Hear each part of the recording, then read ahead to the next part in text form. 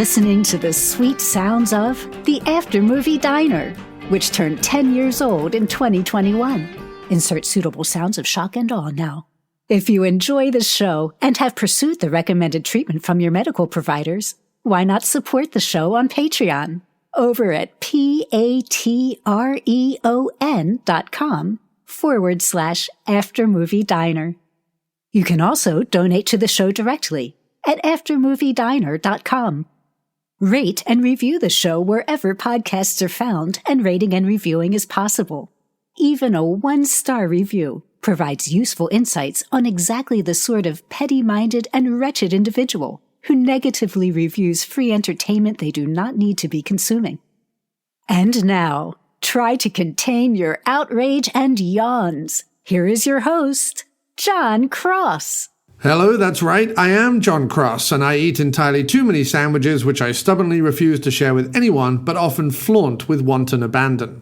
As you just heard, we have a new voiceover announcer on the After Movie Diner going forward. We are exceptionally happy and excited to welcome accomplished actor, documentarian, voiceover artist, horror movie host, and local B-movie icon Leanna Chamish to our podcasting family. I first came to know of Leanna's work in the films of Don Dolo and Joe Ripple that we've covered here on the podcast, Harvesters, Stakes, Dead Hunt, Crawler, and so on. She also served very often as the behind-the-scenes photographer or videographer for those movies. Most people will have seen her in the hugely popular WNUF Halloween Special from filmmakers Chris LaMartina and Jimmy George that has become a seasonal mainstay for many a nostalgic VHS junkie movie fan in the past few years. Since her start in the Baltimore B-movie scene, she has starred in films by directors such as Frank Lama, Kevin Kangas, Philip J. Cook, Justin Timpane, and others. She is also the irrepressibly bubbly horror movie host Budapest on Spooky Movie Television. That she can now add announcer for the After Movie Diner podcast to her resume, I'm sure is a source for much embarrassment and despair, but it's done. She's stuck with it. Sorry, Leanna, I now legally own your soul. If you like what you've heard and want to hire Leanna for your podcast, movie, industrial film, or whatever, and I strongly suggest that you do, the link to her Fiverr account will be in the podcast description and on our social media sites. Thanks again, Leanna. You did a terrific job. Now, to today's podcast guest. What can you say about a man who denigrates his brand and positioning in movie criticism to appear on this show? Well, often mistaken for the ginger screenwriter-actor of the same name, Mike White began publishing the film fanzine Cashiers to Cinema in 1994 and has been a contributor to publications such as CinemaScope, Paracinema, Detroit's Metro Times, and Detour-mag.com, but has never, sadly, fulfilled his lifetime ambition of writing humorous bon mots for Miniature Donkey Talk magazine. Maybe one day, Mike. He served on juries at the Slam Dance, Cinekink, Micro Cinefest, Blue Water, and Kansas City Film Festivals, and once served on an actual jury where he had to decide the fate of a man who had been caught taking illicit photographs of the homeless dressed as Angela Lansbury characters. Mike was the one holdout on the jury calling for complete acquittal and a copy of the Lansbury Bums annual calendar, but after 10 days was bribed a hefty, undisclosed sum to go along with the others. Additionally, he's been featured in the documentaries David Goodis, To a Pulp, and The People vs. George Lucas, before producing his own documentary in 2019, Survival of the Film Freaks, a film he wisely didn't ask me to participate in, something which I only quietly hold against him and only bring up in public after I've had a few drinks. In 2010, Bear Manor Media published Impossibly Funky, a Cashiers to Cinema collection, and Mike has been the host of his own podcast, the Projection Booth podcast, which is entirely and hugely more successful than this one, since 2011, around about the same time we started. He also collects badger skins, wears audaciously loud neckerchiefs, and once open-mouthed sneezed on Eric Roberts, who took it as a high compliment and still sends Mike locks of his hair every Easter. How have you been, sir? How's your pandemic been? How have you survived? It's been all right. I mean, I was stuck at home for just about over a year, and then I ended up getting another job where they required me to be in the office. So that was right around the time I was getting my vaccination. So good. Was okay with that. And Yeah, it hasn't been bad at all. So it's a little bit of a hike. It's about 45-minute drive, but it's really given me a lot of time to catch up on podcasts, that's for sure. Yeah, well, as the world goes back to commuting, I suppose at least it is good for us podcasters. Right. I don't know if you saw your numbers dip during the pandemic, just because I think people listen to them in two different places. Once when they're commuting, and maybe as they're falling asleep at night. Like I know that when I'm now work from home. I've been work from home since March of last year, and that's my happy place. I don't want to go anywhere else. I don't want to have to put on adult clothes. I don't want to get on a subway train with anyone. I don't want to drive through traffic. So the time I listen to podcasts now is like it's my, if I get into bed at about 10, it's that 2-hour sweet spot as I fall asleep. I just put a podcast on, and that's where I've started listening to them. But yeah, the commute going away probably dipped our numbers a little, I imagine. Oh, I'm sure. Yeah. Yeah, I mean, I don't hang on the numbers too much. I don't slavishly look them up all the time. But yeah, I used to a little bit more, and then I switched hosting companies, and their metrics are shit. So I'm just like, well, I guess I'm not that caught up on the numbers anymore. All good though, and as always, so you keep yourself busy no matter what's going on. It must be funny when you go to guest on another show like this one, for example. I know that when I guest on your show, it's planned a year out, and then about 6 months before I go on the episode, you start sending me books to read and articles and things. And with me, it's 5 p.m. the night of, and you're like, are we doing this thing? So I don't know if you find that easy, or whether you prefer going in with a little more backup or research. I don't know, but. Yeah, I guess I'm all right. Because like even last night I was like, oh shit, there's a Class of 1999 too. Probably won't have time to watch that. No. And I'm like, well, I can download Class of 1984 and watch a little bit of that. So but as long as I watch the movie, I'm okay. Yeah, and I've only seen 84 and 99 anyway. I've not seen Class of 1999 too. And I didn't want there to have to be any further reading or further watching or further whatever. So, and 84 to 99, there isn't, it's not a direct sequel. It's more of a sort of sequel in ideology, I guess, in a weird way. It's like the same story again, but with some added robots. I think the gangs might be the same names, the Razorheads, and I can't remember the other ones, but I don't know. Yeah. And I was just glad to see little Michael J. Fox before he even had his J as the trumpet player in Class of 1984. So yeah, there was a couple of people who got their start on these things. I've long, and I'm sure someone else has already done it, but I don't care. I want to do it my way. I've long want to compile the list of every single person who started in either horror, sci-fi, or B movies, because it's pretty much. I mean, if you start to include the Corman lot as well, it's basically everybody. But but if you look at Michael J. Fox in Class of 1984, you've got Brad Pitt in Cutting Class, you've got Tom Hanks in He Knows You're Alone, or one of the Mazes and Monsters too. Yeah, Mazes and Monsters as well. Yeah. Patricia Arquette and Nightmare on Elm Street 3. It just goes on and on and on. And you George Clooney, of course, famously did Return to Horror High and Return of the Killer Tomatoes, so he returned twice. And it's a long, illustrious list, and it's like when you start doing the list of all the people in Hollywood who are actually Canadian. Oh yeah, it's a million of them. So, although not anymore, it's all Brits now. Hollywood's been overrun by British people. There was that little time where it was a bunch of Australians and New Zealanders coming over. So with I mean, especially LA Confidential having Guy Pearce and Russell Crowe in there. I was like, that was the zenith of the Antipodean takeover of Hollywood. Yes, exactly. But no, it's all Brits now, which I'm uncomfortable with. Enough of us. I moved here to get away from British people, and then everyone over here is like, Downton Abbey and Sherlock are great, and I'm like, ugh. And then The Walking Dead, half of them are English, and it just keeps going. Anyway, all good, sir, all good. But as always, sir, it's an absolute pleasure to have you slumming it on my little rough and ready podcast. It is always great talking with you. It's good talking with you too, sir. And I'm always very, very impressed. I think your show is definitely the. I don't know. It's the, if I was to use a British film magazine metaphor, it's the sight and sound to the rest of ours.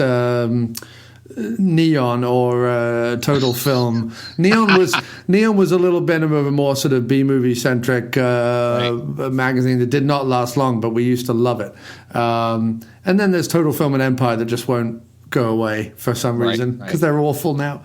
But they had their time when I was a teenager. But no, you were always the sight and sound, the creme de la creme, the top of the pops, whatever you want to call it, of podcasting. Whereas the rest of us were just like, we'll just call up some friends and talk bollocks for 90 minutes. Yeah, it works. Especially during these pandemic times. I mean, the podcast got me connected with a lot of people, and that was what I really appreciated.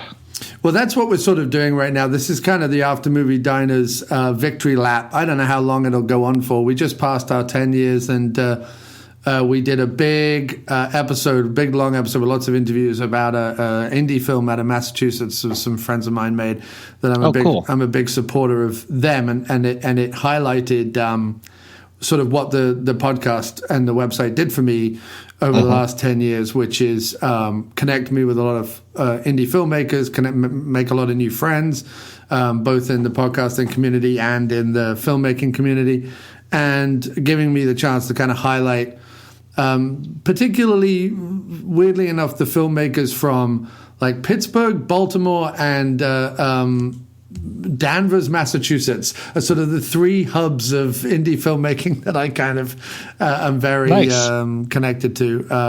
But it's given me a chance to kind of, as I say, make a lot of friends, meet a lot of new people, be in a few films, and have a lot of fun. And that's what the diner always was for me. So finishing that huge behemoth episode, it didn't feel like an ending, but it kind of felt like, that rounds out the 10 years nicely. There was sort of a neat finale to it, but I couldn't let it go. And so I thought what I wanted to do, having done the episodes with my pal Jim in the diner in person for so long, and then we kind of limped through the pandemic doing it on Skype. He's not a huge fan of the Skype. Because we're old friends, we've known each other 35 years, so he likes the walking to the diner, the chatting about our day, the going to see a movie in a physical theater, and then hanging out in a diner afterwards. I absconded to the suburbs during the pandemic, so I'm not in the city anymore. But once we're both vaccinated and the world's a little safer and a little less crazy, I'll go back to maybe doing a couple of episodes in person. But for our victory lap, I wanted to kind of gather the old gang back together, anyone who's still podcasting after all these years, and just do a slew of fun films the way we used to when I first started the show, with the comedy up the front and the music at the end and a slapdash chat in the middle. so that's what I'm doing, and you were obviously top of the list there. So I appreciate the invite. Thank you. It's great, and you picked this week's film, and I was happy to oblige because it had been on my Amazon list of Vestron titles to pick up, because I'm slowly collecting those Vestron Blu-rays. So it worked out perfectly. And it also works out perfectly as Vestron seems to have, or Lionsgate, I think, who owns them, seems to have dropped their prices over the last 5 years. So you can actually pick this title up a little cheaper than when it first came out. And that was Class of 1999 from 1990. So very funny to me that they were making a movie in 1990 thinking 9 years away we're going to have realistic army-controlled robots who are going to take over, militarized schools or whatever. But what made you pick this one, man, and what's your history with the film? It's been one of those movies that I've wanted to watch for a long time. I wasn't sure if there was a connection to Class of 1984, only to find out that there was. I actually was working at a movie theater when this movie came out. So I think it came out spring of 1990, which would have been right around the same time that I started working at a theater. So I remember doing some aisle checks for it, going in the back, making sure there's no, scofflaws back there, smoking pot or anything. So I saw quite a bit of it, and it just always stuck with me. And so, I was just like, let's talk about this one because it seems like it's an interesting one. And talk about a cast. I mean, God, just the actors that are in here are just amazing. Yeah, and of course, Mark L. Lester, who directed both this and Class of 1984, would also direct famously Commando, Showdown in Little Tokyo, films like that. He was sort of known for during the big pecs, big guns era of action films, and then has these two sort of, I don't know, what do you call it, kind of sci-fi horrors, I guess, or futuristic kind of horrors on his resume as well, and an interesting cat. Have you ever spoken to Mr. Lester? I have gone back and forth with him trying to get an interview for years. I had wanted to do an episode about Commando for a long time, kept trying to track him down, finally just said, screw it, went ahead, did the episode. Not 2 weeks later, I got an email from him like, yeah, cool, let's do it. And I'm like, okay, because he's got a lot of other things, right. Firestarter, Night of the Running Man. I mean, there's so many things of his that I like. So I'm like, okay, yeah, let's do it. Just let me know what some times are. And I haven't heard back from him it's been another 2 years. So it's like, all right, he comes like a thief in the night and then never gives me his telephone number. No, I've had that, and I've often felt that the ones where I've really urgently wanted it or urgently pursued it, and they say, sure, he's got 10 minutes on Thursday and it's in the middle of a work meeting, I'll do anything. I'll move heaven and earth to get not make that happen, or call in sick or whatever I need to do. Just to have 10 minutes, which I always try and eke out to 30 minutes if I can, cheekily. Oh, yeah. Once you get him on the phone, it's like some sort of Glengarry Glen Ross situation, It's just like, well, let's talk about this other thing now. Yeah. Well, what did you think of that? You always need to find that question. I don't know if you've had this, but I've had this where there's normally a question about 2 or 3 questions in that is a question they're not expecting because it's coming from a fan rather than from, the Sandy Kenyons of the world, the pre-organized, pre-vetted, simple 10 questions that everyone asks. And they get asked that question about a film that they love, but no one ever asked them that question, Exactly. And they're suddenly like, oh, yeah, and you hear the light go off. And then they're in it for the long haul. Then they'll talk to you for an hour. It was like talking to Peter Weller about Of Unknown Origin. That's all he wanted to talk about was that rat soliloquy that he does in the middle of the movie. Because he wrote it. That wasn't in the film. And he just got to wax rhapsodic about the allegory of that movie and what him and Cosmatos were trying to do and stuff. And I'm just like, great, I could just sit back and just let Weller go. Because Weller talks about, RoboCop and Buckaroo Banzai till he's blue in the face, and he's, probably bored of both. So, talking to him about that or Shakedown, he's like, oh, this is great. I can do this all day. So, so I always like that when you find that little question that suddenly makes them sit up and take notice. That it's not just another kind of 10 questions. One of my favorite Mark L. Lester joints is Armed and Dangerous. I love that he kind of slides a John Candy, Eugene Levy action comedy in the midst of his resume. And all those action films obviously have that comedy underlying, but then you also have those 80s comedies that have an element of action, right? So Beverly Hills Cop and all those kind of things. And Armed and Dangerous, it's just, I don't know. I love everything about that movie. I think I saw that at the theater, and I haven't really thought about it since then. That's the one with, doesn't John Candy go in drag, and he gets his ass pinched, and he says, "Ooh, I got my Christmas goose early." Yes. Him and Eugene Levy have to go, and I forget how they contrived to make this happen, but they have to go undercover at a sort of a rather, probably at this point, insensitive depiction of a gay and drag and LGBTQ kind of sex shop, I guess. Eugene Levy wears the assless leather pants, and he wears a big drag outfit. John Candy wears a big drag outfit. But I think it's one of those that's the joke's on them rather than it being on that community. So I think I think they're still on safe ground with that joke. I hope. But that's the bit I hadn't remembered. Actually, I always remember the guy who's been working on the nuclear dump site, and his teeth are falling out and his hair's going all over the place. And John Candy and Eugene Levy show up to work there for the day, and it sort of starts a whole run of jokes. And obviously, it's got Robert Loggia as the mob boss. I think Brian James is in there, and Meg Ryan. It's one of Meg Ryan's first films. Wow. Yeah. So that's a good one. If you haven't seen it recently, check out Armed and Dangerous. All right. Oops, sorry. I wasn't ready. I was busy pickling some fish. I like pickling things. Fish, vegetables, running shoes. Anyway. Apologies. We sadly have to pause for some ads. Maybe if more of you supported us on Patreon. But there it is. The After Movie Diner doesn't endorse any of these advertisers.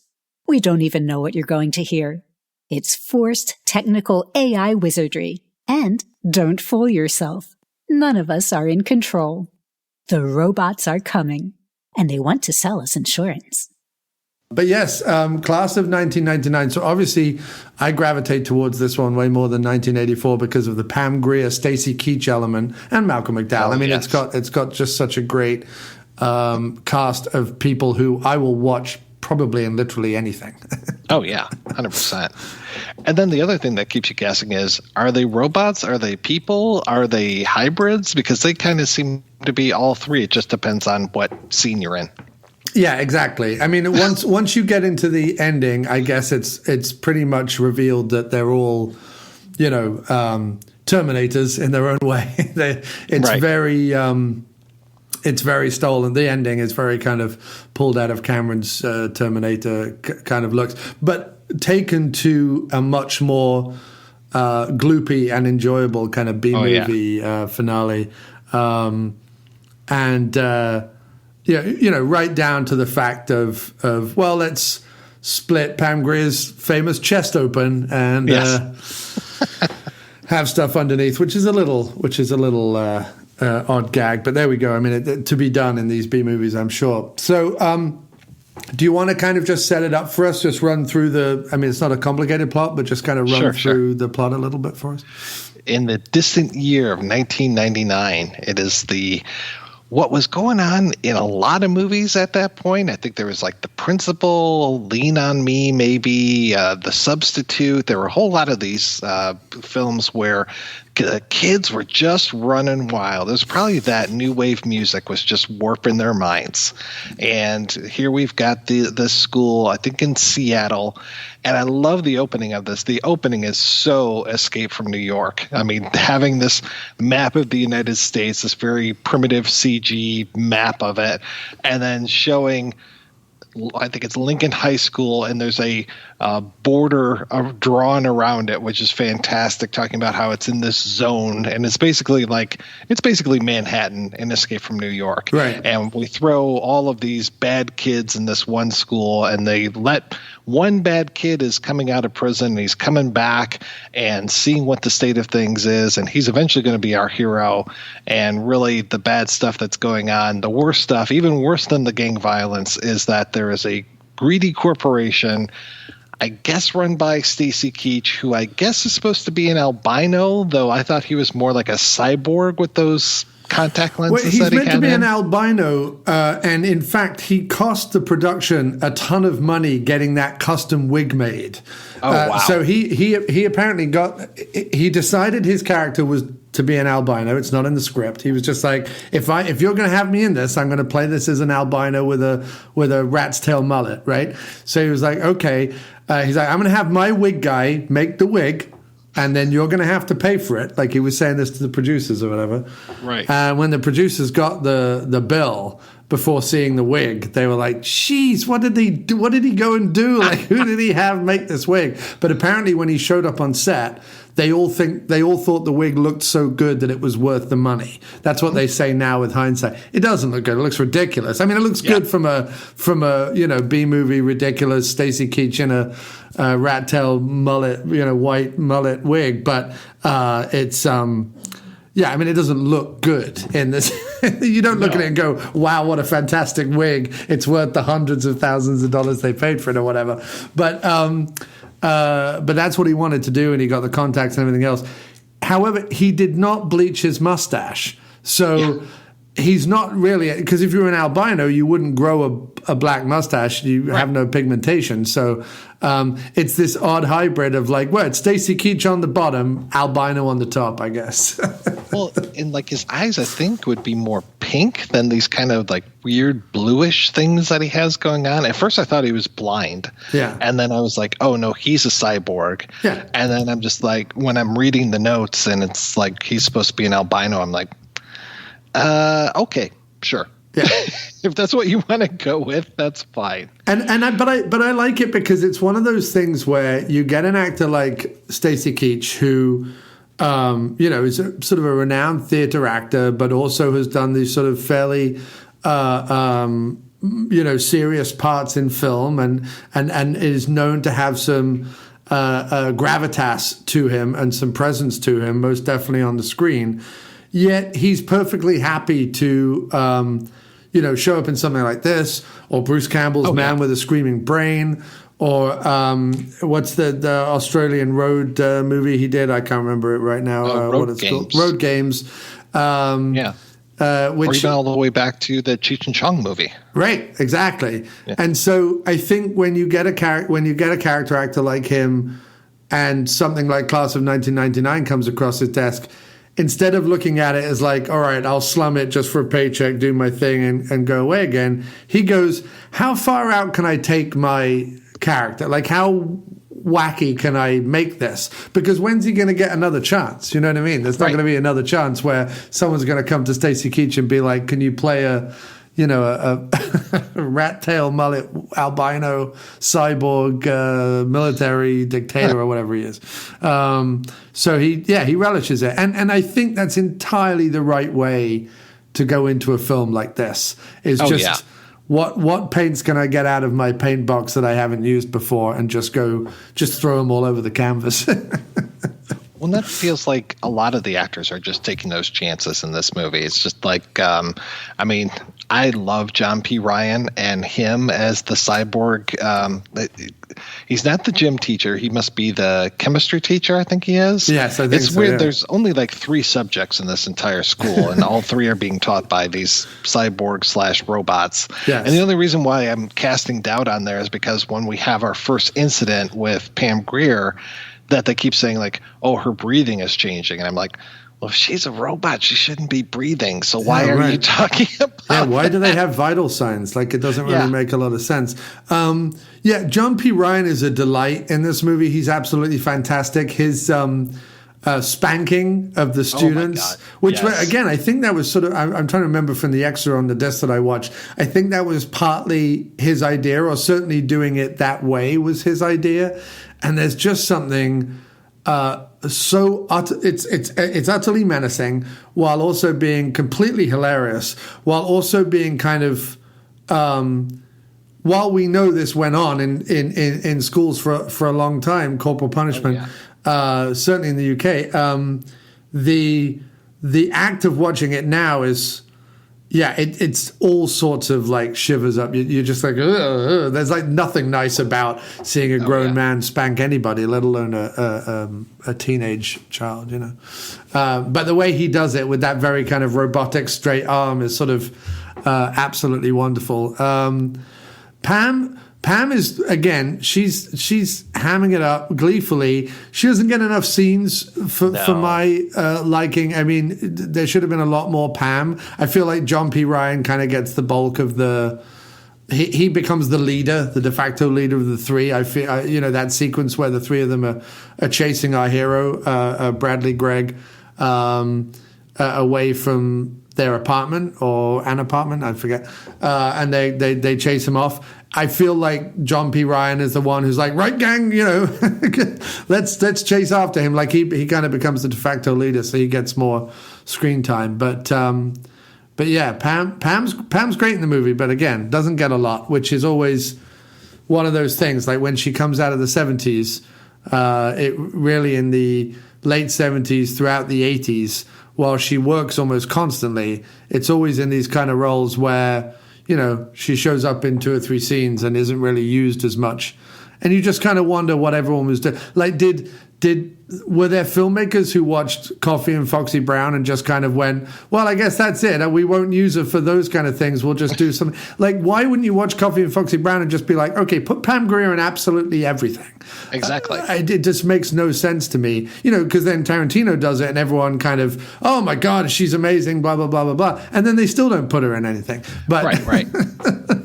But I mean, it's as a sidebar, and I know we've talked about sort of the African American filmmaking of the 70s before on your show, but it is remarkable, especially recently, right? We've had a lot of resurgence of discussion of kind of diversity in Hollywood and African American filmmaking, and obviously like Black Panther was sort of a big topic, and things like that. And, people kind of talk about the Spike Lee era and a lot of the actors to come out of that a lot and kind of praise them and so on. And I just, every time I'm just like, could someone mention, Fred Williamson or Pam Grier or, Thomas Wasula or something? Like, could you mention one of the guys who like literally effing paved the way for decades of these films, and for people to have long careers as well they should have done. And it's always a chip on my, I know for like a middle class English white guy, like I shouldn't have any chip on my shoulder about the fact that Pam Grier wasn't treated well enough, but I do, and I wish she had been in more things. But when she does show up in something, it's good. And she's in we covered another one of these films where she's like up against a robot. Is it The Eliminators? It's not is it that one? She does another. It's not The Eliminators is the Charles Band one, but she was in I did a double bill of The Eliminators with something else, and I'm trying to think what. It's not The Arena, is that? No, The Arena is the Gladiator picture that she did with. Okay. It's The Vindicator.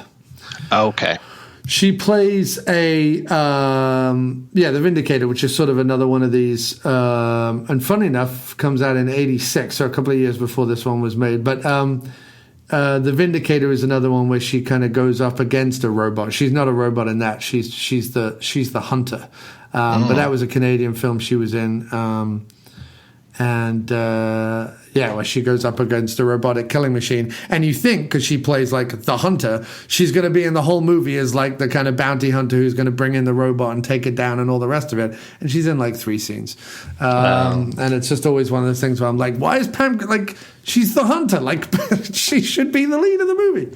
Yeah. But it's all good. Anyway, it's good that she's in here. And then who rounds out our trilogy? Who's the third actor playing the robot in this? I forget.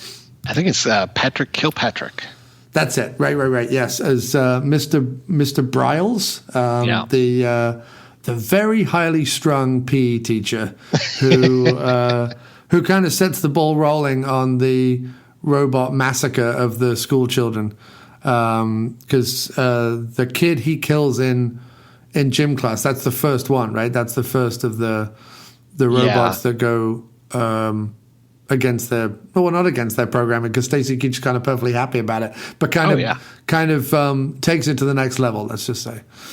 Right. Though it's really when what's his name, Mr. Hardin, the John P. Ryan character, when he Mr. kills Cody's brother. I guess that's his brother.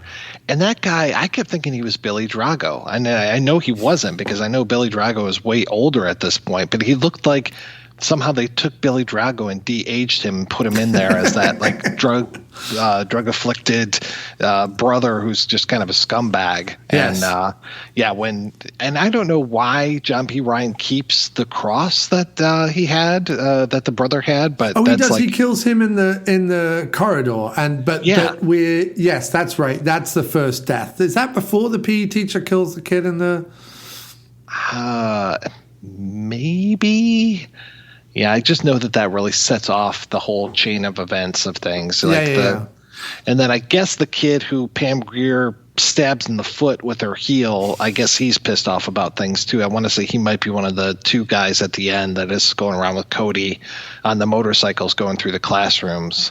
Yeah. But after a while, all those like crusty punks, they just kind of blend together. It's like, yes. It's funny because there's a battle at one point between the two gangs, and you're like, I have no idea who's on what side, because they're all crusty punks. Like, at least you should have done something like the Warriors and had them wearing like different vests or something, so we could have determined. Well, and I thought there was going to be a real Romeo and Juliet thing here, because you have the two gangs and you've got Cody coming back. And I'm like, okay, well, he's going to fall in love with somebody from the other gang. He ends up falling in love, but it's with the principal's daughter. Yes. And I felt kind of bad for Malcolm McDowell because he's in here, but he's barely in here. And he's just such a weak character. And the one time he tries to stand up to Stacy Keach just kills him. Yeah. Well, he had 2 days. He was only on set for 2 days. And in that time, and I don't know whether he's in there because of the. Well, no, I do actually. I was wondering if he's in there because of the McDowell connection from the first one, because obviously Roddy McDowell is in the first one, even though there's no relation. But actually, he's in here because of Lester's fandom of A Clockwork Orange, which is sort of the first of the youth tearaway novels / films that kind of come out, and the rebellious youth sort of deal of the 60s. And it feels like he is making reference, Lester's making reference to that, because there's one kid, I want to say he's wearing like a bowler hat, and I was just like, oh, he's very Droogish. Yeah. No, exactly. And I think that's the point, is like, he called McDowell up, and McDowell's like, well, I can give you 2 days. And he's like, fine, I'll do a Donald Pleasance on Halloween and film all your scenes right up front, and then sort of distribute them throughout the film, I think. Mm-hmm. And they're all in his office except for the dinner with Stacy Keach, where he goes out with Stacy Keach for dinner. Apart from that, they're all in his office. So I've got to imagine it was 1 day in the office, 1 day in the restaurant, and then thank you very much. Goodbye. Yes. Malcolm McDowell, ladies and gentlemen. We rap on Malcolm McDowell. But yeah, and he's completely ineffectual, and it's an odd part for him because you expect him to be a little bit more, hard nosed, or maybe kind of in some way come to the rescue. But as it is, he's sort of playing a bit more like an Ian Holm in Brazil kind of character. It's kind of weedy, ineffectual representation of power or middle management, I guess. If Stacy Keach represents real power, Malcolm McDowell represents sort of ineffectual middle management, I guess. And I guess Stacy Keach, he is very happy that his robots are acting by their own programming as they go along and just have their own motivation. And I know he kind of lays out like, this will be great, we'll do this, that, and the other thing.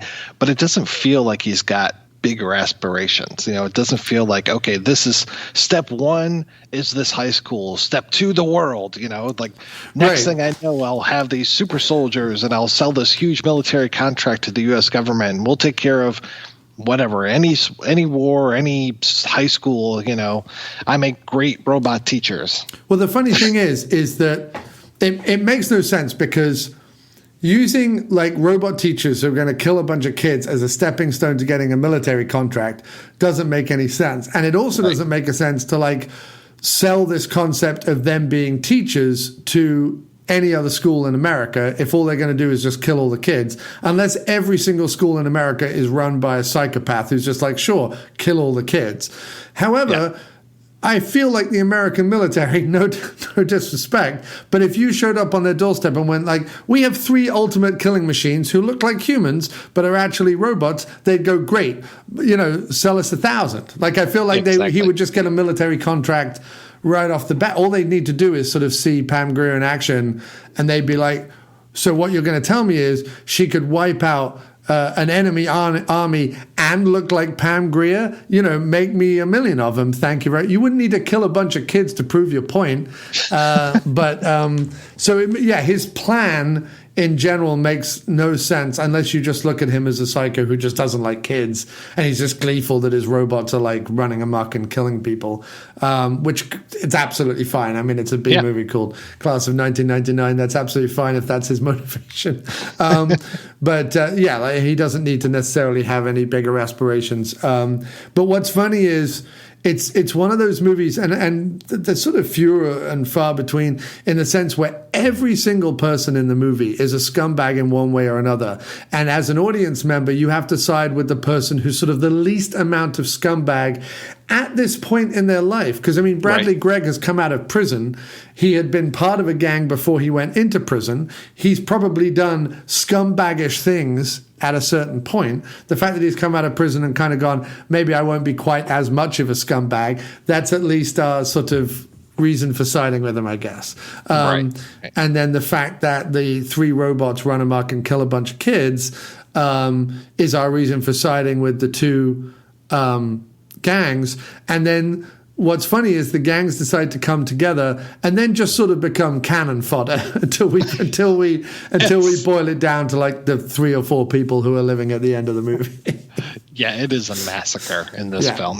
It truly is a ridiculous massacre. And Bradley Gregg, I've not seen him in many other things, but he has one of those. He has a very kind of 80s Sean Astin, Toy Soldiers kind of vibe to him. Oh yeah. Yeah, I definitely see that. And then I found it interesting that his brother is Joshua John Miller, who I mostly know from I don't think he was in River's Edge, right? But he was definitely in Near Dark. And he's got that very interesting look to him where he's like kind of feminine, kind of masculine, looks like he should be a lot taller than he is. He just seems like he's kind of like stunted in his growth. And I'm not saying that in a mean way. It's just he's got a very unique look to him. Yeah, he also looks like a little bit like the bassist or the guitarist from R.E.M. Oh, I can see that. A little bit with the heavy eyelids. As he's grown up. But yeah, he's the kid in Near Dark, and he's the kid in this Angel in this he plays. And he's still going. He was in The Final Girls, and he was in River's Edge. He also showed up in Teen Witch, the lesser known sequel to Teen Wolf. And he wrote Final Girls as well. So that's cool. So he wrote it. I think the last acting thing he did was in the Wizard of Gore remake in 2007. But yeah, he did a bunch during the 80s and 90s. I think he kind of grew up and maybe went into the writing and producing side of stuff by the looks of it. But he's great in Near Dark. Near Dark was another one of the horror watches that I've done in October was Near Dark. I love that movie. And that look of his really works well in that because he seems like he's older, but with a younger face, So it kind of reminded me of like the, I'm blanking on her name. The girl that was in Interview with a Vampire. I know who you mean. Kirsten Dunst. Thank you, because she has that kind of old soulness to her, but I think he pulls it off even better because he looks, like I said, kind of stunted as far as like he looks like he should be older or he is older, but he presents younger. And I think in Near Dark, he is the oldest of all the vampires, even though he's the youngest physically. I think it's him and then Lance Henriksen are the sort of 2 alphas, and then Bill Paxton and the other one kind of came along later, I think, in the lineage of that. But that's a great Near Dark's a fantastic movie. We get a few nice set pieces in this. The big, as I said, the chase after they discover him in the apartment and they kind of give chase. That's a great chase. We get the big fight on the sort of the rubbish tip by the docks or whatever that is that we get the big fight. And the end of the movie is a lot of fun. I mean, I think the movie does what I think a lot of these need to do, which is give me a big finale, because then I'll forgive the slightly weaker Act 1 and 2. If I get like a big, gooey, gory, weird finale, I'll kind of go out happy. And this doesn't disappoint in the last act, I don't think. Yeah, it feels like there are some moments in the second act that are pretty sluggish, where I'm just like, what's happening again? Why do I care about these people? Yeah, right. It's like when we lose, we talked about how quickly Mcdowell's out of the picture. Yeah. If Keach or Greer or Ryan really aren't on screen, it's like I liked Bradley Gregg, but he wasn't enough to carry the weight of the film for me in those scenes where the other people weren't. It's like I really missed having the robots on screen or having Stacy Keach's maniacal albino on there. Yeah, no. I mean, definitely. It's not. When I think of something like Toy Soldiers, funnily enough, and you think of the kind of the reject kids that are in that kind of band together to go against the terrorists. Yes, you have the wonderful character actors playing the terrorists and playing the teachers. You've got Louis Gossett Jr. and you've got Wishmaster. I'm going to think of his name in a minute. I'm getting to that age, man, where I just can't remember names anymore. It's not Robert Davi. It's the other one. Right. He was in Lost. He was one of the guys. I think he had an eye patch in Lost. Yeah, he does. What's his name? Fuck. He's got one of those names where you can pronounce it a few different ways. So I was listening to a podcast recently, and I was just like, "Is that really how you say it? Is that how you say Andrew Divoff? Andrew Divoff? Or is Divoff. It Divoff or Divoff? Yeah, Divoff or Divoff. But yes, Andrew Divoff. At least in that movie, where you're entertained by the Louis Gossett Jr. and the Denham Elliots and so on. The actual cast of kids is relatively charismatic. You are, even as an adult watching that movie, you are kind of going along with them and enjoying their kind of rambunctious nature and their daring do or whatever. Like, it's a good kind of boys' own adventure, that movie.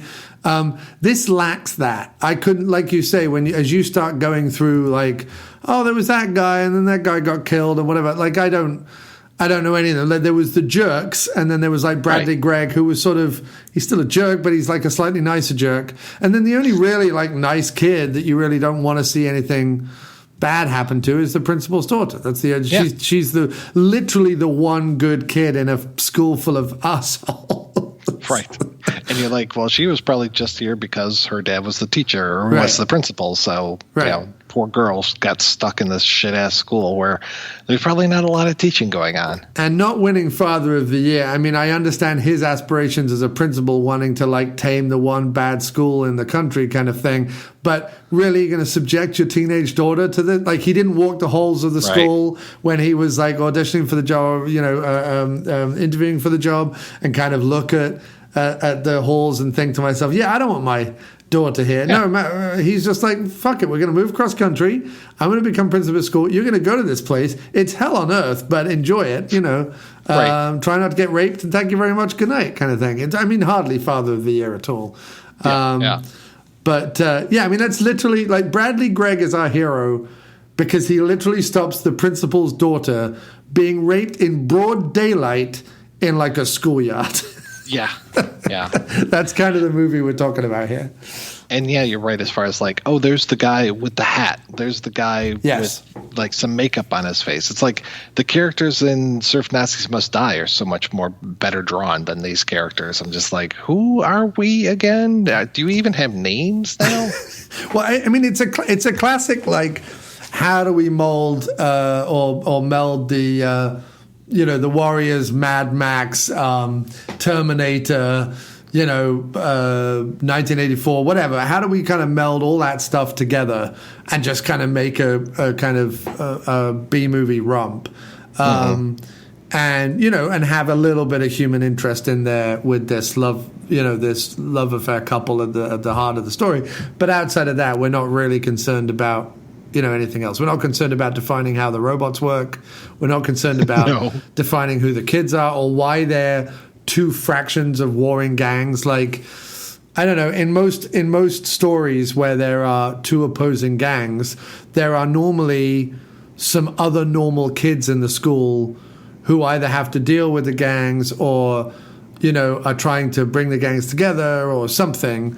Right. Like I say, there are no the school is just split down the middle by these two gangs who are just beating the hell out of each other or shooting each other whenever they want.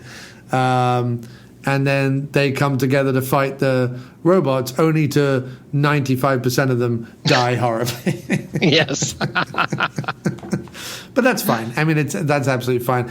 I had a lot of fun with the film. I mean, it's certainly well,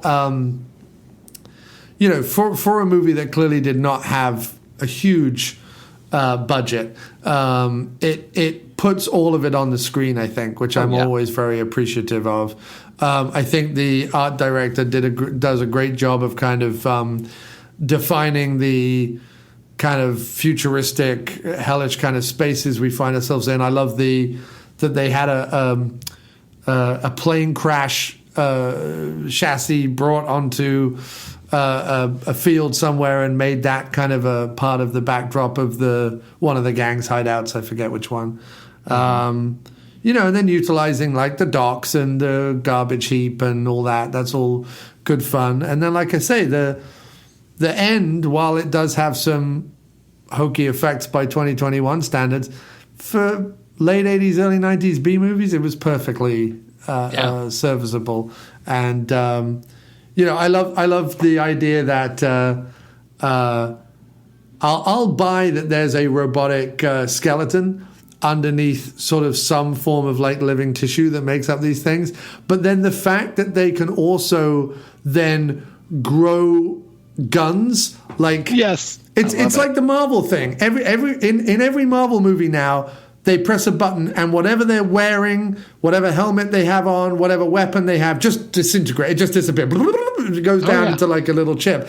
And in Marvel movies, they've never even explained it. Like at this point, they've just kind of gone, it started with Guardians of the Galaxy where he just presses his thing and his helmet goes down. You go, well, that's fine. That's the future. That's space. That's whatever. I'll buy that. But suddenly everyone does. Iron Man's helmet disappears. Ant-Man's helmet disappears. This is just technology we accept.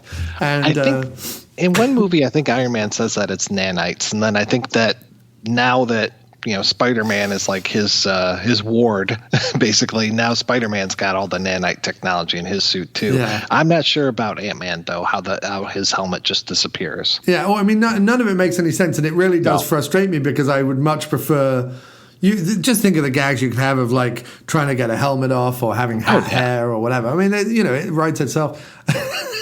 But no, in this movie, apparently they have like guns and flamethrowers up their sleeves. But if you had, like, if the conceit is they're robots but they're humans and therefore they have normal hands and everything else, why build the ability to have like a gun or a weapon or whatever?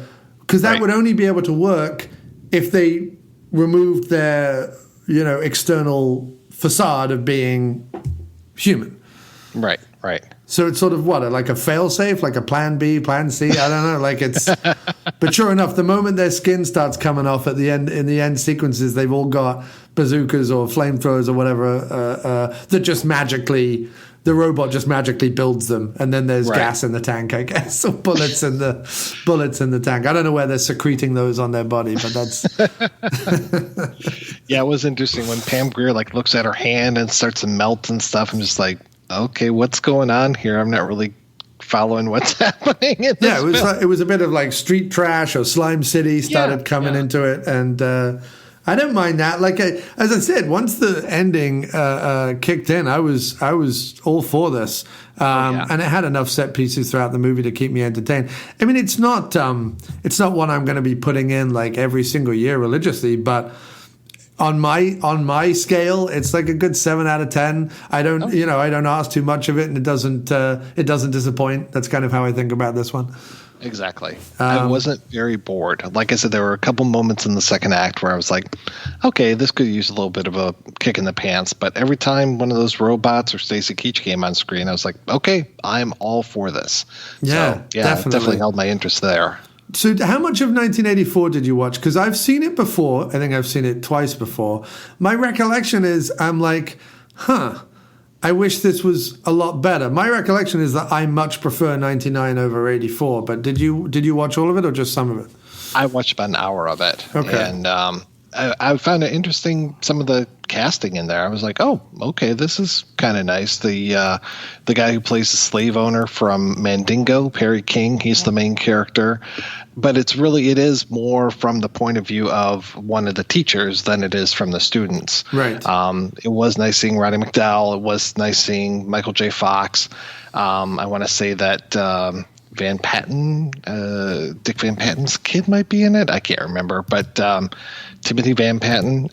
Yeah. But, yeah, I was just like, okay, yeah, it felt more like those other movies that I talked about. It felt more like those, schools under attack, or like even, some of those crazy, don't drink your juice in the hood kind of thing. It's right. Okay, because it's just so extreme with how crazy this school is. So I was like, yeah, whatever. It really wasn't doing a whole lot for me. And yeah, I much prefer killer crazy robots to just, human drama. Yeah, indeed. Yeah, no, most definitely. So the only notable newcomer in this film is a blink and you'll miss her, Rose McGowan, who is in a couple of scenes with Pam Grier and John Ryan as one of the kids in the class, I guess. And the other interesting thing is that the chase that ends with them all going in the water, all the actors really did that coming out of the water sequence. They all had wetsuits on under their costumes because they were all bitterly cold. So that's what I always like to see that as well. I like to see actors putting themselves out a little bit in movies. So that's always good. But it was filmed in Seattle, and it was filmed during the winter. So that's always fun. But I don't know what else there is to say about it. I mean, it's shot nicely. It's as I say, the sets are nice and well designed, and they look good. I think it's worth buying if you're into the robot gore slime mad B movie kind of genre, then I think it's worth picking up the Blu-ray. Yeah, so I enjoyed it for that, and I would recommend it. And I'm glad if nothing else you suggested it, because it got me a chance to rewatch it. I think literally the last time I saw this film, it was on VHS. I think I was still at I may have just come out of university, but I think I was definitely in my 20s. So I haven't seen this movie in a while, and I'm glad I got to pick it up and watch it. So I'm happy about that. Well, I'm glad that I could finally put those scenes that I saw back in 1990 into context. Context, yeah, definitely. But do you have any other favorites in this genre that you would recommend, kind of as further viewing? Do you have any that kind of fit, you think, well with this movie? Into wild robotic teachers unleashed on. Well, just what I mean. Obviously, the obvious ones, I guess, are something like Westworld or Terminator or something like that. But and then street trash, if you want to go for the gloopy, gory side of things, the futuristic landscape or whatever. But do you have any others that you like to pair with something like this? I mean, yeah, watching this with Terminator would be pretty boss, but I think it's more in line with your Westworld type of thing, especially, just that the teacher at the end is very Yul Brynner, even more than Arnold Schwarzenegger, I would say. I'm trying to think of any other, mad. I mean, I guess, what was that one with Gregory Hines, Eve of Destruction? I think that might be a really good double feature, or Rotor. I'm sure you're familiar with that. Rotor, yes, definitely. Rotor would be a great one. Oh, yeah, I've got to give that a rewatch now. Shout Factory did a great double disc of that, but I think it's out of print now. It's such a good movie. Yeah, that's really, really good. And, go back in the After Movie Diner episodes, and we did a double bill of The Eliminators, which is a Charles Band kind of... It's sort of a weird, like Indiana Jones meets the future meets robots meets whatever. I don't know. It's sort of like it's kind of an action adventure romp. It's not really a sci-fi, but there is a half man, half tank robot in that movie. The Eliminators and the Vindicator. So we did a double bill of the Eliminators and the Vindicator, which is sort of definitely in this wheelhouse. So yeah, go back to take a listen to that and decide if you want to watch those. I think I enjoyed them. I seem to remember enjoying them, but I'll definitely give that episode a listen again, I think. But all good. So Mike, what have you got coming up on the projection booth, and what can people expect from you going into the future, sir?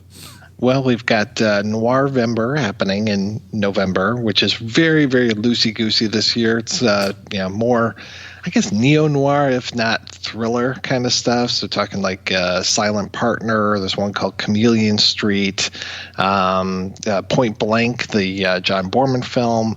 And then the only real proper noir that we have is Lady from Shanghai. Oh, it's such a good one, yeah. Oh, yeah. And then December's really kind of a grab bag, just kind of wrapping up the year with no real theme, but doing some more sci-fi, like touching on The Matrix and Flash Gordon. So we've got a couple good sci-fi films out there that are coming up. And then, and then we started all over again in January when got a lot of, speaking of Clockwork Orange, that's going to be our first episode of 2022. So nice. Finally looking at that one. And are you speaking to Malcolm for that? Or? I would love to speak to Malcolm about that, but so far, no. So far, I've spoken just to the biographer of Anthony Burgess. So that was a really good conversation. Nice. Excellent. Well, you always get the best interviews as well. Like, I'm always thoroughly impressed. And like I said, I love that you do. And I've told you this before, but I think the first episode, the way my gateway into your podcast was when you covered Tracks. Nice. The Shadow Stevens movie where he makes ridiculously bad cookies that I had on VHS in like the 90s. And I thought no one had ever heard of. I thought I was the only one who'd ever heard of this. I thought it was so funny that he was on the front cover with a whisk, like as a teenager. When you see you've seen all these VHSs of people with guns or bazookas or whatever on the front, and there here is this guy with this ridiculous mullet and a whisk. I'm like, oh, this is my film. Yeah. Oh, yeah. But I love that that's my gateway when I'm sure everyone else kind of comes to your show for some of the more highbrow stuff that you cover. Music's coming every shape and size, man. So why not give some love? Yeah, no, definitely. Tracks is. I should go back and listen to that episode again. That'll be a good nostalgia. I think I first found that 10 years ago. But thanks. That one I actually revisited and finally talked to Shadow Stevens. So, like in the original attempt of that, that was one of Mondo Justin's episodes, and he interviewed Shadow Stevens and Robert Davi, and then something happened with his computer, and it just ate those interviews. Oh, no. And then years later, I was doing an episode on this movie called The Writer with No Hands, and it was about the guy who wrote Tracks. And so I tracked down Shadow Stevens to ask him a little bit about this writer, and then also to basically re-interview him for Tracks. Yeah. And so then I recut the episode, like tightened it up a little bit, and then recorded an intro to Shadow Stevens and then put that in there. So it's like one of the few episodes I've ever done like a Redux version of. Oh, nice. And do you have both versions out, or if I go back to the original version, will it just play there? Oh, they'll both be there. Okay, fantastic. Because I'll listen to that interview then. Because and I have to dig Tracks out. I don't even know if it's ever made the leap to even DVD. But I don't think it has. No, which is kind of a shame. It's one of the Vinegar Syndrome, man. Pick it up. Come on, they got to be able to pick that up for cheap, right? And especially based on some of the stuff they're putting out. And don't get me wrong, I love Vinegar Syndrome, and I now live in Connecticut, so the archive is just in my on my back doorstep. But some of the stuff they've put out this year, I'm like, wow. You have the good, like I love that they did the Cynthia Rothrock double bill. I want to see more Rothrock on disc, man. I mean, Righting Wrongs. Why is there not a 3-disc Hong Kong Blu-ray of Righting Wrongs? I know they released it in Hong Kong for like a split second, and then it all sold out. They just did Eureka just did Millionaire's Express. So I'm holding out hope. Oh yeah. Because Eureka just did that. Vinegar Syndrome just did the Martial Law 1 and 2. Someone's got to be getting China O'Brien 1 and 2. Come on, guys. I know that Cynthia was talking about on Facebook. She just did an interview for the. It's one of her mid-90s efforts. It's not great, but I think it's a personal favorite of hers. Sworn to Justice. The kind of it's less action, more kind of romantic thriller kind of thing. It was sort of right in the sort of Basic Instinct, kind of Fatal Attraction, Jade kind of era, and she did something a little bit more kind of risque.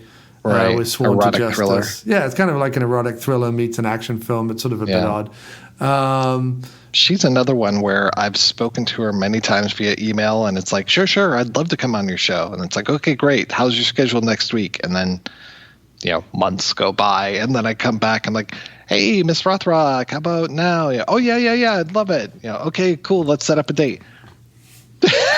Yeah, no, she never stops traveling these days. I got to speak to her years ago, and it was through Facebook. Like, I didn't even go through an agent or anything. It was just through Facebook, because, and I forget if I'd spoken to Don Wilson before her or whether I got Don Wilson off the bat. I think I spoke to Cynthia first, and it was just through Facebook. And she was like, sure, I have time Friday. It was like one of those, like, it was like, cool. I'm just very quick. And then she came to the Urban Action showcase in New York that a friend of mine was running, which was sort of, it's this great, it started off as a convention and it sort of whittled itself down just to a day of films, like a film festival kind of thing. But it's a diversity-focused action showcase cool. Festival. So it brought Fred Williamson in, they brought Don Wilson in, they brought Cynthia in, they brought a whole bunch of different. Tamac was there. Nice. Trying to think, a whole bunch of guys who'd done various martial arts stuff back in the day, and me and Owen Friel from the Action Elite and the Movie Elite. He came. That's where we first met. Nice. And so I got to see her in person. Oh, Gloria Hendry was also there. I got to interview her about Live and Let Die because such a big fan of that movie. So, they were both there. So I got to kind of follow up with Cynthia and Don, having spoken to them directly. I then got to follow up with them, which was nice, and sort of see them in person, which doesn't really happen. And then since then, we're kind of Facebook pals. So occasionally, like Don and his brother James will sort of say, hey, John, or whatever. And we just kind of keep in touch, which is nice. And sort of surreal. But when they did the Martial Arts Kid, I did a little thing for them because it was premiering, quote unquote, at the Anthology Film Archives in New York. And I went down and covered that for them. But that's great. Yeah, so I mean, she's definitely, she'll definitely do it, but it just takes a bit of pushing. Did you see her interview with Scott Atkins when Scott Atkins was doing his The Art of Action series on YouTube? No. So Scott Atkins is obviously, I mean, he's another one, by the way, who just he emailed me recently and said, "Oh my God, that man is just filled with charisma." I was kind of unfamiliar with him, but then he was showing up on Stuntmen React, that Corridor Crew series. He did a couple of those. My God, I'm just like, I think I'm falling in love with you, sir. You are just amazing. Scott Atkins he is phenomenal. He had a little bit of the when I first spoke to him, because I've spoken to him a few times, he had a little bit of kind of the British kind of negative, self-depreciation kind of thing, and not always in the best way. Weirdly enough, so did I spoke to Darren Shalavi, the other British martial artist who sadly passed shortly after I spoke to him. Nothing to do with me, but shortly after I spoke to him, he sadly passed away very, very young. And he, too, was sort of one of those who had a very kind of self-depreciation about himself, even though they were both really making a go of it. They were both in sort of multiple movies a year and stuff. I think Scott just doesn't like that he's languishing in B-movies. He always makes a go of it. He's trying to work with interesting people, and, it's not to downplay some of the movies he's done. But I think even he looks at it and kind of goes, oh, my God, why do I have to do I've done some real shit, and I wish I hadn't, kind of thing. Yeah, I spoke to him a while ago, and then out of the blue, I got an email where he's like, hey, John, I got a new movie coming out. This was last year. In fact, it's now on American Netflix and doing Legacy of Lies. That was it. Okay. It's now on American Netflix, and it's doing very well for him on there. But it was sort of a very little release. It was sort of tucked away in the middle of nowhere. And he was like, hey, I'm doing the Legacy of Lies. Like, would you interview me and the director about the film? Oh, cool. Scott. But he didn't, it wasn't like, it was just like his email, like Scott, 64 whatever, blah, blah, blah, at gmail.com. Like it wasn't. Right. So I'm like, is someone punking me? So I email Owen, because I know that Owen, who's interviewed Scott many times and interviewed, Van Damme and Tony Jaa and Michael Jai White and people. He's done the whole gamut of guys. I was like, dude, is this Scott's personal email address? Like, you're the only other person on the planet that I could ask.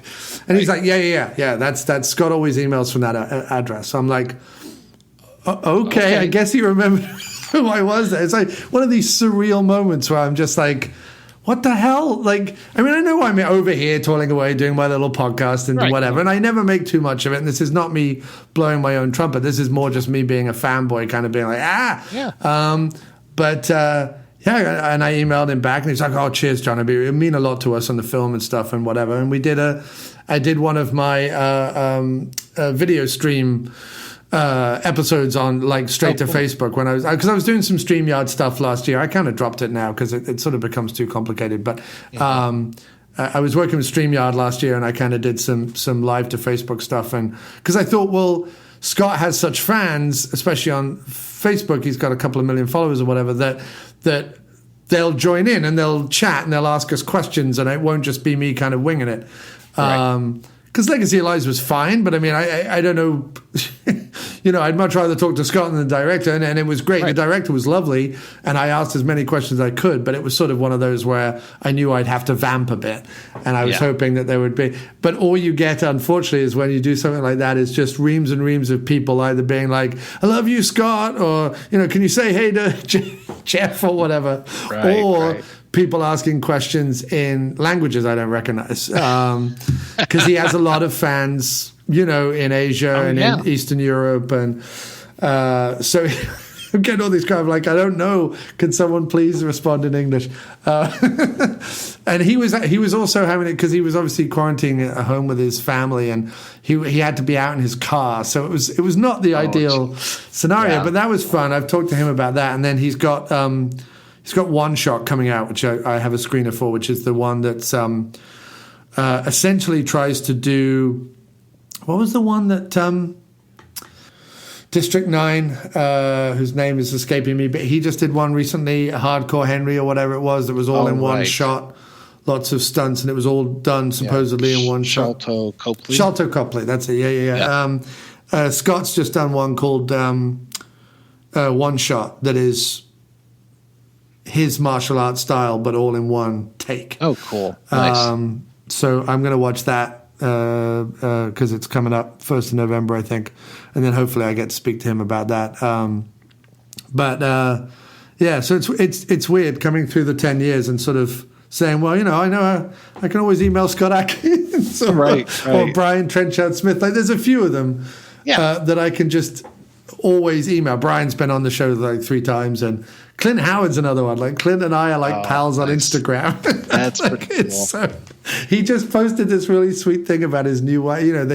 He got married last year, and he just posted this really sweet thing about his wife. And I'm all about that. Like, I post gushy stuff about my wife all the time. And I was like, oh, man, I love to see this. This is great, Clint. You keep it up. And he was like, oh, thank you.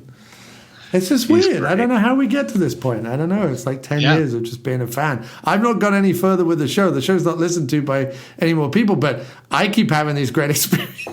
Cool. That's all you can hope for, man. But it's really good, man. I genuinely meant it at the beginning. Like, it's a real testament to the community that both you built and I built and others in this game. There's not many of us that are still doing it from our original kind of group, and it's wonderful to kind of keep it alive in this way and keep in touch this way. So I hope that guesting on each other's shows or doing whatever long continues. Just kind of definitely fun to check in every year and see how you're doing. But well, look, tell everyone where they can find you, and anything else you want to pimp or anything else you want to say. But it's been a real pleasure chatting with you tonight, Mike. Well, I always appreciate being on the show. I mean, our conversation about Pit Stop all those years ago was probably one of my favorite conversations that I've had in a long time. So that was a lot of fun. We've done two of my favorite ever podcasts. The one on what was the Western we did with Jimmy Stewart and Robert Mitchum. It wasn't El Dorado, it was the other one. No, it wasn't Jimmy. It wasn't Robert Mitchum. It was Jimmy Stewart and John Wayne. Man Who Shot Liberty Valance. That's hands down the best guest spot I've ever done on it. It's the most interesting conversation I've ever had with. That was a lot of fun. Yeah, that was great. And Pit Stop, man. Pit Stop's. I fucking love that movie. It's just so beautifully shot. It's just incredible. I keep thinking of young hawkish Sid Haig in that, and just how great he was. Yeah, he was so good. Good.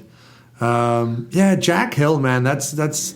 I know. You know, it's funny. I'm a big fan of Jack Hill and a big fan of Brian Trenchard Smith, and I know that Tarantino goes on about them all the time. I just am not a fan of Tarantino. Right. I wish he was half the filmmaker those two are. Yeah. But maybe write a script and let those guys direct it. Yeah, right. Exactly. Let's do that. Do them some favors, and that would be fantastic. Because I don't know, Brian Trenchard Smith, man. When he's firing on all cylinders, some of his stuff like Man from Hong Kong and Turkey Shooting. Oh hell yeah! Some of those are just so much fun. And yeah, Jack Hill. I mean, fuck, his resume is incredible. Oh God, yeah. So I want to pick up that new Arrow disc of Switchblade Sisters. Oh yeah, definitely. Yeah. That looks great. I still get sent.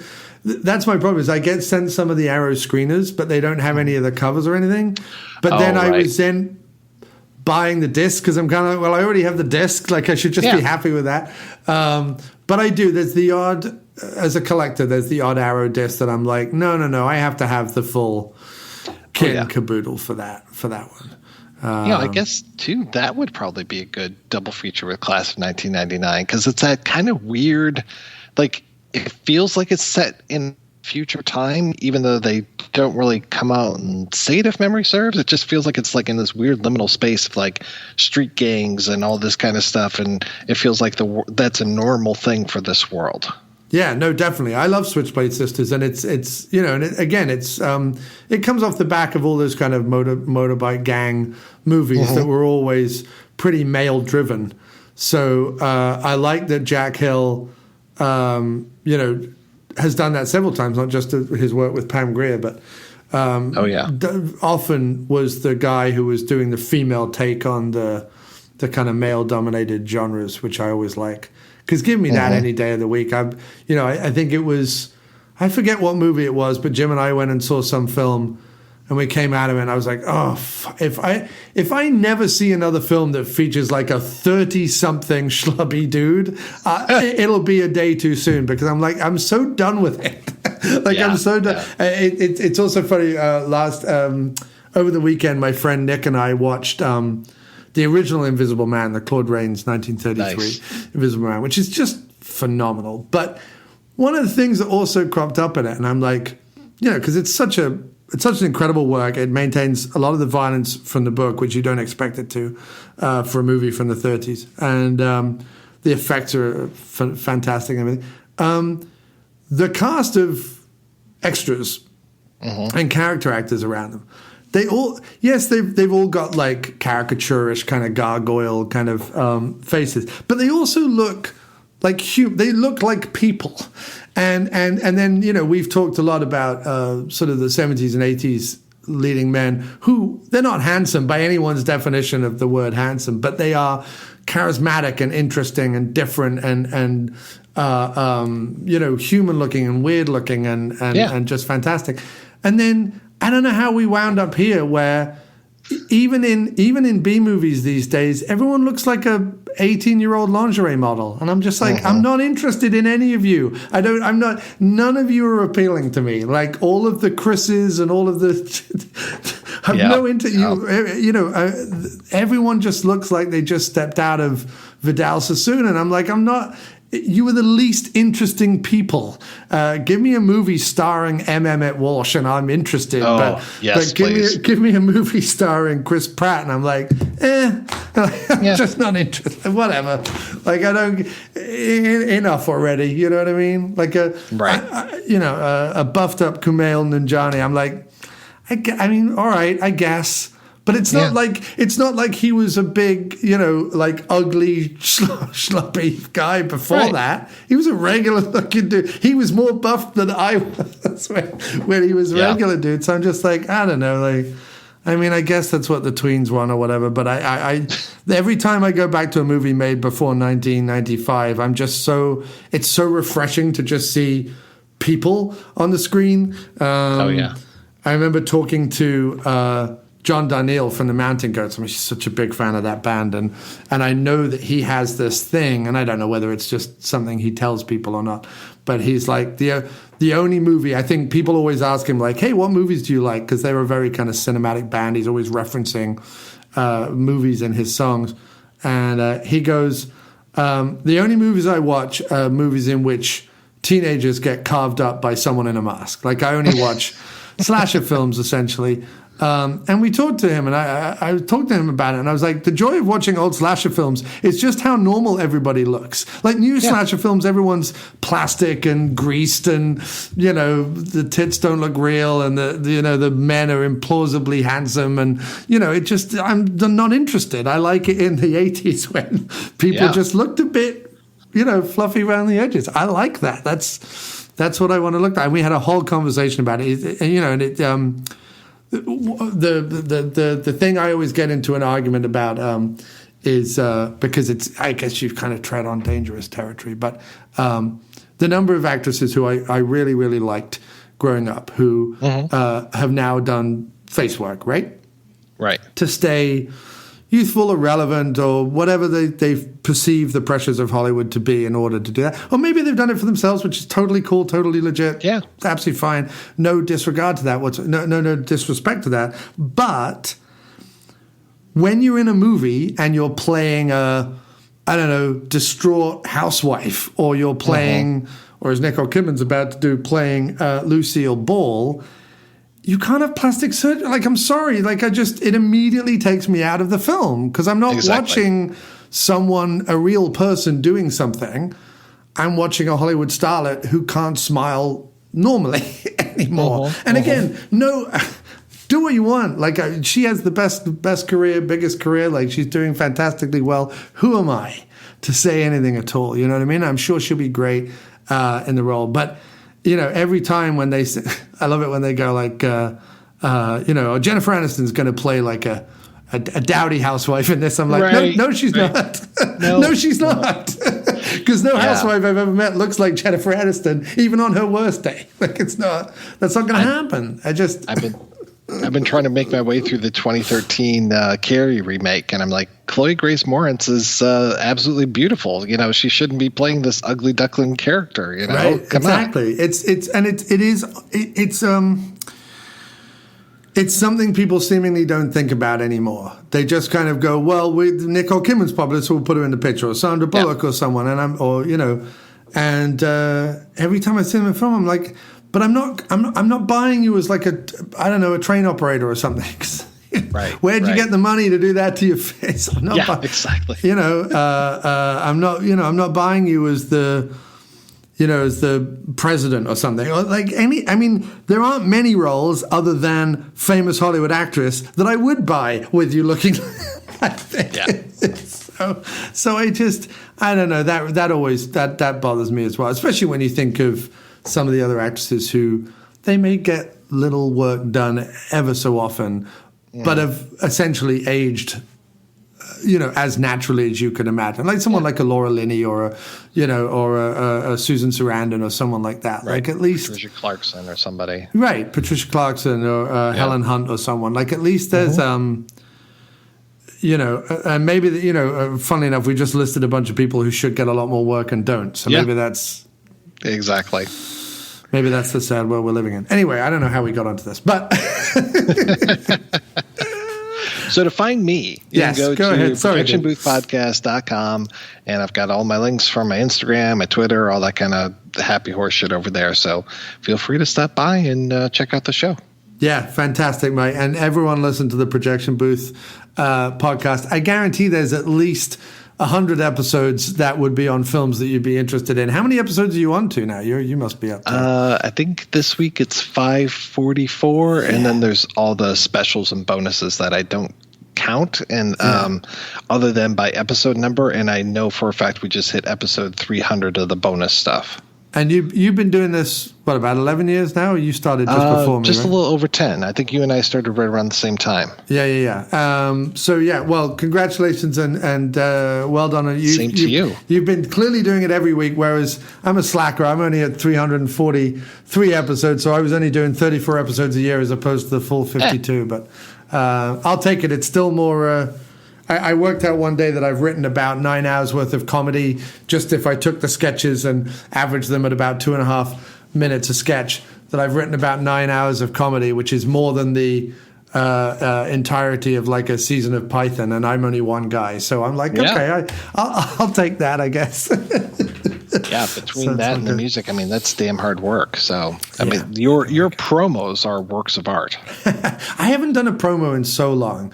I got into a Twitter podcast share group kind of DM thing, and none of them asked for promos. Like, and we offered them. Like, people were like, "Hey, we have promos and stuff like that," but people are like, "We don't really do promos anymore." I think it's because they have.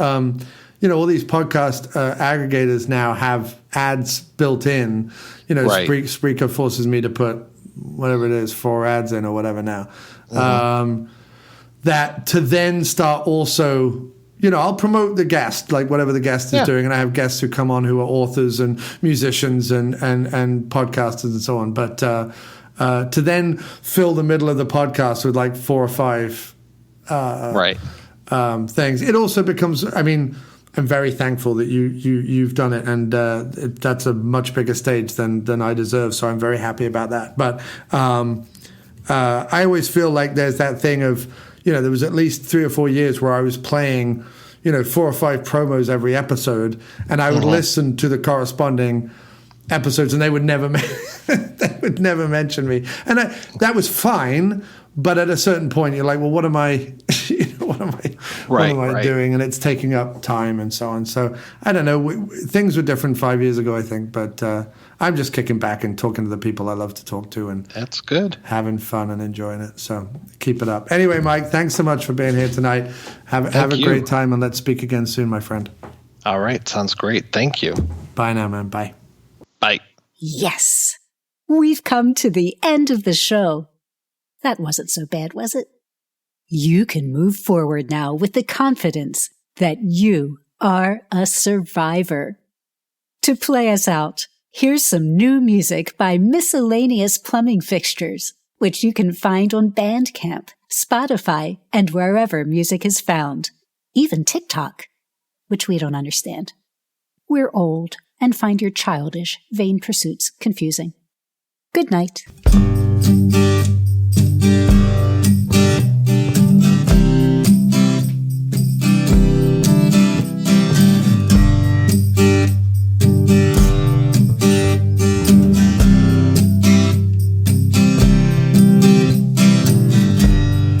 Don't cultivate it, just imitate it. We saw you buying Brillo pads, you kick-started the future and it made us mad. This is the voice of Billy Nay. This is the voice of Billy Nay.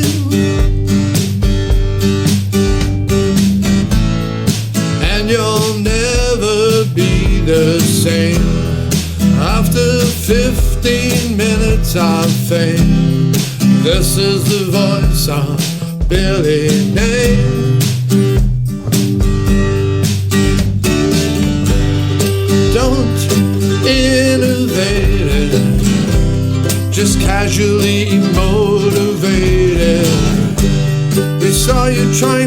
behind the frame who knows how to work the lights. Angry two chords again and again. This is the voice of Billy Nay. This is the voice of Billy Nay. I was there, the gallery in flames, Michigan fairgrounds and great acclaim. This is the voice of Billy Nay.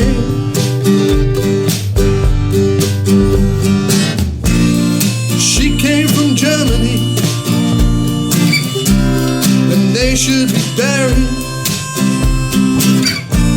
They renamed the building, we could have made it if we'd hurried.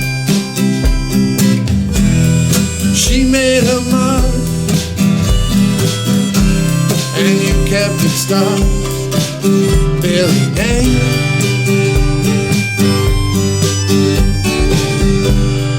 Don't cultivate it, just imitate it. We saw you buying Brillo pads, you kick-started the future, and it made us mad.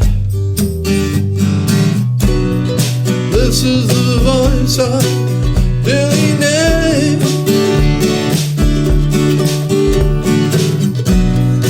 This is the voice of Billy Nay.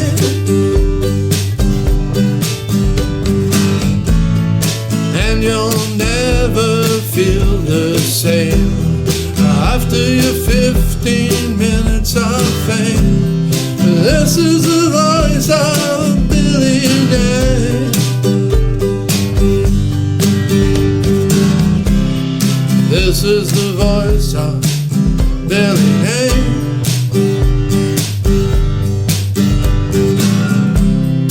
This is the voice of Billy Nay.